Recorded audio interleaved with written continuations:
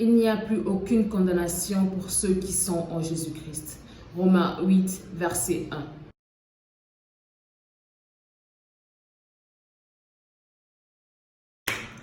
Bonjour à tous, j'espère que vous allez bien. Moi, ça va par la grâce de Dieu. Alors, si tu regardes cette vidéo, c'est que le Seigneur a fait grâce dans ta vie pour que tu la regardes jusqu'à la fin. Si tu ne l'as pas encore fait, je veux vraiment t'exhorter à donner ta vie au Seigneur. C'est important que tu le fasses, que tu acceptes le Seigneur dans ta vie pour qu'il puisse changer tout ce qui ne va pas. Qu'il puisse vraiment te façonner à son image, car c'est lui le potier céleste. Et si tu l'as déjà fait, je veux vraiment t'encourager à persévérer. Persévérer, toi ma soeur, toi mon frère, à persévérer car le chemin est long, la bonne course, c'est le bon combat. Donc c'est vraiment cela, et de t'appuyer sur le Seigneur Jésus, de t'appuyer sur la prière, sur la communion fraternelle, et ça ne pourra qu'aller parce que le Seigneur veille sur toi. Amen. Aujourd'hui, dans cette vidéo, je vais te parler de la consécration. Nous sommes tous appelés à nous consacrer au Seigneur. Nous sommes tous appelés à l'appartenir totalement. Et c'est ce que le Seigneur nous demande, de nous donner totalement. Pas un peu, mais totalement. La consécration, selon le dictionnaire, l'action de se consacrer, le rite par lequel on se consacre, employer totalement à, vouer à quelqu'un ou à quelque chose, se vouer et se consacrer. Ça, c'est selon le dictionnaire. Mais selon la parole de Dieu dans Romains 12 au verset 1, « Je vous exhorte donc, frères, au nom de la miséricorde de Dieu, à vous offrir vous-même en sacrifice saint et parfait. Ce sera là votre culte spirituel. » Verset 2, « Ne vous conformez pas au monde présent, mais soyez transformés par le renouvellement de votre intelligence pour discerner quelle est la volonté de Dieu, ce qui est bien, ce qui lui est agréable et ce qui est parfait. » Amen. C'est ça, se consacrer selon la volonté de Dieu, c'est s'offrir. Le Seigneur lui-même, il s'est donné sur la croix pour toi, pour moi. Et nous, en échange, qu'est-ce qu'on peut donner au Seigneur? Si ce n'est pas s'offrir nous-mêmes par amour, évidemment, par amour. C'est vraiment ce qu'il faut savoir, c'est qu'on ne peut pas se donner par contrainte. Le Seigneur ne peut pas prendre quelque chose que toi-même tu ne veux pas te donner. Ça ne sert à rien de te donner. Mais t'offrir par amour, lorsqu'on offre un cadeau à une personne, on l'offre par amour, par gentillesse, parce qu'on aime cette personne. Par amour. Amen. Donc c'est vraiment cela en fait qu'il faut comprendre. Lorsqu'on veut se donner et s'offrir au Seigneur, on le fait par amour, parce que le Seigneur attend cela de nous. Parce que le Seigneur nous demande la purification et on veut faire la volonté de Dieu. C'est totalement ça. Parce qu'on veut faire la volonté de Dieu, alors on s'offre au Seigneur. Et le Seigneur ne va pas prendre un corps qui est défectueux, un corps qui est plein de péchés, non. La consécration, la séparation et la sanctification. Lorsque tu te consacres au Seigneur, alors là vient la séparation au péché. Ensuite, tu te sanctifies et tu es agréable aux yeux du Seigneur. Donc tout ce que tu faisais dans le passé, parce que tu as dit, Seigneur, je me consacre à toi, ben, tout change. Seigneur, je m'offre à toi, tout change. Et c'est vraiment ce qu'il faut comprendre, c'est que le Seigneur va agir en nous. Peu importe la situation, le Seigneur va agir parce que tu lui as donné la possibilité d'agir. Tu as dit, Seigneur, je suis là, je m'offre, prends-moi, je veux faire ta volonté. C'est ça la consécration, c'est se donner totalement au Seigneur. Et dans Romains 8, à partir du verset 5, Amen. En effet, sous l'empire de la chair, on tend à ce qui est charnel, mais sous l'empire de l'esprit, on tend à ce qui est spirituel. Verset 6. La chair tend à la mort, mais l'esprit tend à la vie et à la paix. Amen. C'est tellement puissant. Et lorsqu'on part au verset 9, si quelqu'un n'a pas l'esprit du Christ, il ne lui appartient pas. C'est ça en fait. C'est qu'il faut comprendre que si tu es en Christ, tu appartiens au Seigneur et tout en toi appartient au Seigneur. Ça n'appartient à personne d'autre, rien qu'au Seigneur. Si tu n'es pas encore marié, cela appartient au Seigneur. Parce que lorsque tu es marié, il y a autre chose, il y a d'autres conditions. Mais lorsque tu es jeune, lorsque tu es au Seigneur, tu te consacres à lui. Pour ma part, je tiens à te dire que lorsqu'on se consacre au Seigneur, aucune personne ne peut voir ta nudité. Petit ami ou je ne sais qui, mais personne n'a droit à voir ta nudité parce que ta nudité appartient au Seigneur. Tu ne dois pas avoir de rapport sexuel avant le mariage lorsque tu es consacré. Tu ne peux pas mentir, tu ne peux pas voler, tu ne peux pas tricher. tu ne peux pas pécher tout simplement. Lorsque tu dis « je me consacre au Seigneur », c'est totalement ça. Lorsque tu es chrétien, ce qui fait ta différence avec les personnes qui sont dans le monde, c'est ta consécration. Quelle est la différence entre toi et une personne qui est dans le monde si vous deux, vous êtes chastes?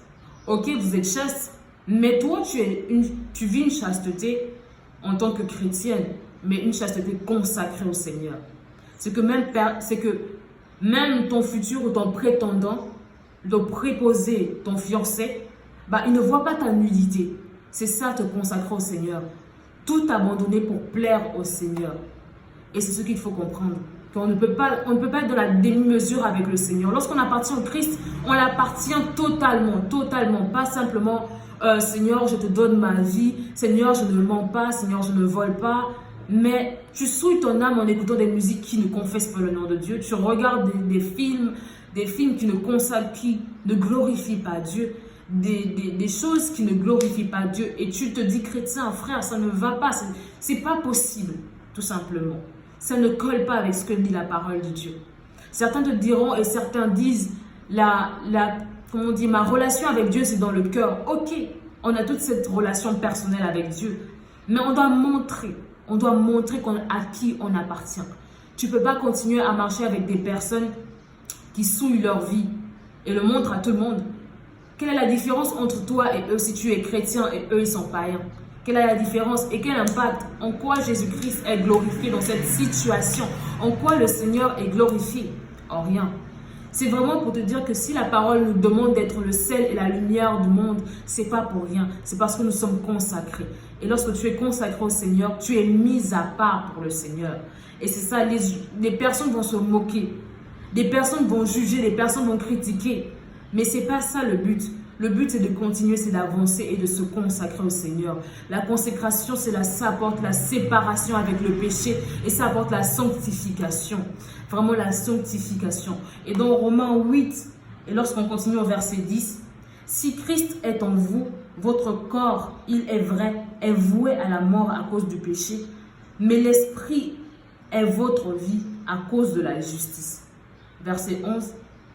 Et si l'esprit de celui qui a ressuscité Jésus-Christ d'entre les morts habite en vous, celui qui a ressuscité Jésus-Christ d'entre les morts donnera aussi vie à vos corps mortels par son esprit qui habite en vous. Amen.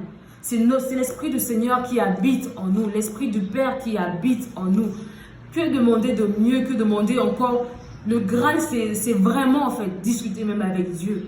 Et ça arrive lorsque tu es vraiment consacré au Seigneur, tu peux parler avec le Seigneur. Le Saint-Esprit te parle et tu réponds. Et gloire à Dieu pour cela. Gloire à Dieu si tu arrives à ce stade de la consécration. Amen. Et lorsqu'on revient au chapitre 12, Romains 12, au verset 2, « Ne vous conformez pas au monde présent, mais soyez transformés par le renouvellement de votre esprit pour discerner quelle est la volonté de Dieu. » Discerner quelle est la volonté de Dieu. Qu'est-ce que Dieu veut pour moi? Ce qui est bien aux yeux de Dieu, ce qui lui est agréable et ce qui est parfait aux yeux du Seigneur. Amen. Donc c'est vraiment à ce que le Seigneur nous appelle, à la consécration, à la séparation du monde et de nous par son esprit et à la sanctification par son esprit qui vit en nous. Amen. J'espère que tu as la révélation par rapport à cela et tu dois comprendre que la consécration est importante parce que la consécration t'amène à la sanctification et la sanctification dans le nom puissant de Jésus. Alléluia. Donc c'est vraiment pour te faire comprendre que nous sommes tous appelés à la consécration. La consécration, ce n'est pas pour une catégorie de personnes. La consécration, c'est pour tous les enfants de Dieu. C'est pour tous ceux que le Seigneur appelle enfants de Dieu. C'est pour toi, chrétien. C'est pour toi qui es nouveau dans la foi. C'est pour toi qui veux avancer avec le Seigneur. Mais il faut que tu te consacres. Et tu te consacres totalement. Que tu ne te conformes pas à la situation autour de toi. Que tu ne te conformes pas à ce que les gens vont dire de toi. Tu ne te conformes pas à tes amis. Parce que lorsque tu es en Christ, il y a une séparation qui se fait. Et ensuite, tu arrives à une sanctification, tout simplement. Et c'est ça, en fait, la vérité en Christ. Et c'est ça, la révélation. Le message que j'avais pour toi aujourd'hui, c'est pour te dire de te consacrer. Te consacrer dans le Seigneur. Te consacrer afin que le Seigneur agisse en toi. Que et que ton nom soit écrit dans le livre de vie. Amen. C'est tout simplement ça. Le Seigneur nous demande, ne vous réjouissez pas parce que vous chassez les démons, mais réjouissez-vous parce que votre nom est écrit dans le livre de vie. Et c'est ça le plus important. Parce que ta place est déjà réservée, toi qui es enfant de Dieu. Amen. C'est vraiment ça la consécration. C'est se donner totalement au Christ. Parce qu'il y a de la consécration, la séparation, la sanctification. Amen. Amen. Je suis tellement heureuse de te parler de ce message aujourd'hui pour toi parce que le Seigneur veut que tu te consacres à lui. Pas dans une demi-mesure, mais totalement. Totalement. Amen. Amen. Alors, merci d'avoir regardé cette vidéo. Merci d'avoir regardé jusqu'à la fin. Merci d'avoir compris le message. Je rends gloire à Dieu pour son esprit sur toi, pour la révélation que tu as eue maintenant. Et que le Seigneur te bénisse, que le Seigneur t'accompagne dans tout ce que tu entreprends, dans cette nouvelle vie de consacrer, parce que le Seigneur nous appelle tous à nous consacrer au Seigneur, à nous consacrer à lui totalement par son esprit et avoir cette sanctification qui vient de lui. Amen. Que Dieu te bénisse et à la prochaine.